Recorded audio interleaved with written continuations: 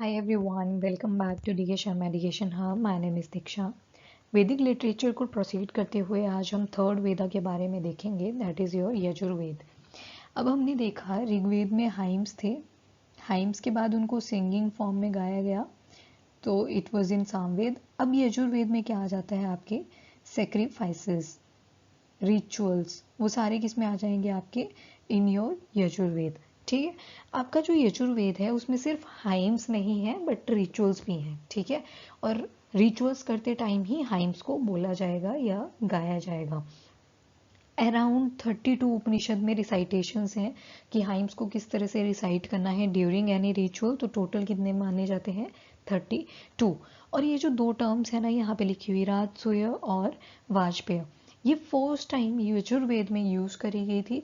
राजसूय और वाजपेय जो है ये हम आगे डिटेल में करेंगे। ऑल्दो यहाँ पे देख लेते हैं, राजसूय होता है कोरोनेशन ऑफ किंग, जब किंग को सेलेक्ट करा जाता है। ठीक है, ये माना जाता है जो किंग होता है उसके पास क्या है, सुप्रीम पावर्स।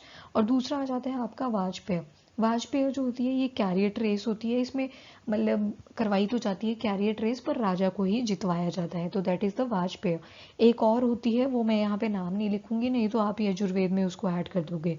तो जो राजसूय और वाजपेय थी, these were the two terms that were added in your Yajurveda. ठीक है, उसके बाद बोलते कि कुछ डायलॉग्स थे, मतलब एक तरह से कॉन्वर्सेशन थी। कॉन्वर्सेशन किस किस के बीच में थी, नचिकेता प्लस यमा। नचिकेता और यमा की कॉन्वर्सेशन थी, जो डायलॉग्स उन्होंने बोले, जो जो उन्होंने बोला, तो वो एक उपनिषद है यजुर्वेद का जिसको बोलते हैं कथा उपनिषद। तो कथा उपनिषद में ये इंक्लूडेड है। तो दो ब्रांचेस होती हैं आपकी यजुर्वेद की, एक होती है शुक्ल, एक होती है कृष्ण। जो शुक्ल है इसको वाइट भी बोलते हैं और जो कृष्ण है इसको डार्क या ब्लैक भी बोलते हैं। ठीक है, जो शुक्ल वाला यजुर्वेद है आपका, शुक्ल यजुर्वेद में सिर्फ हाइम्स हाइम्स देखने को मिलेंगे। क्या मिलेंगे, सिर्फ हाइम्स। बट अगर कृष्ण यजुर्वेद की बात करें तो उसमें क्या क्या मिलेंगी, हाइम्स, हाइम्स तो मिलनी ही है पर साथ में कमेंट्रीज भी मिलेंगी। ठीक है, डिटेलिंग भी मिलेगी। तो that is in your Yajurveda. Yajurveda के बाद सेकंड आता है आपका अथर्ववेद। अब देखो क्या हो गया, सेक्रीफाइसेस भी कर लिए पर कुछ बना नहीं, तो इन्होंने क्या कर दिया, जादू टोना शुरू कर दिया। मतलब ये जो मैजिक स्पेल्स होती हैं, चार्म्स होती हैं, ये सारी किसमें शुरू हुई, अथर्ववेद में।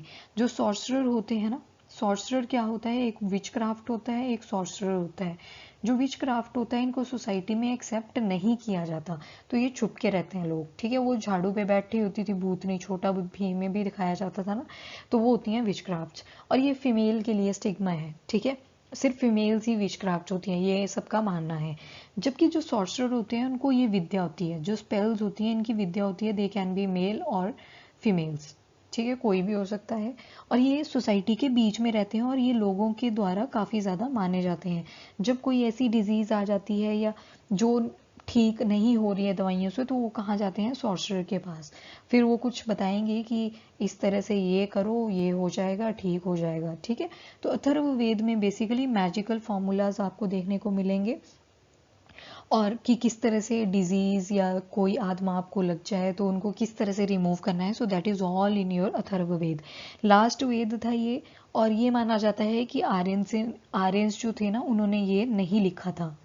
ठीक है, ये बाद में लिखा गया था, ये माना जाता है। तभी तो हमने जो शुरू के वेद थे उनको एक त्राई बोला था। त्राई was the term given for the first 3 Vedas, और अथर्व को उसमें इंक्लूड नहीं किया गया था। और ये माना जाता था कि it was non Aryan, non Aryans के द्वारा लिखा गया था, ना कि आर्यंस के द्वारा। जो अथर्ववेद है आपका, उसको 20 कांडास या बुक्स जिनको बोल सकते हैं, जैसे ऋग्वेदा में मंडल बोला था ना, तो अथर्ववेद में क्या बोलेंगे, कांडास।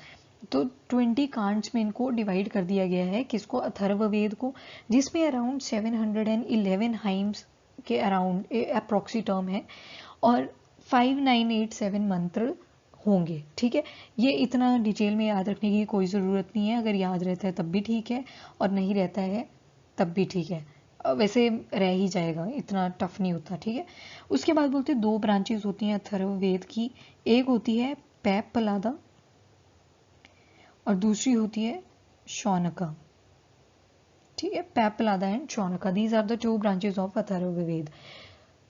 सो उसके बाद अंग और मगध, आपकी दो लोकेशन आती है। दिस इज योर इंडिया वाला पार्ट। यहाँ पे आपका बिहार वाला जो एरिया है यहाँ पे आपकी अंग, यहाँ मगध, यहाँ पे ये लाई करते थे।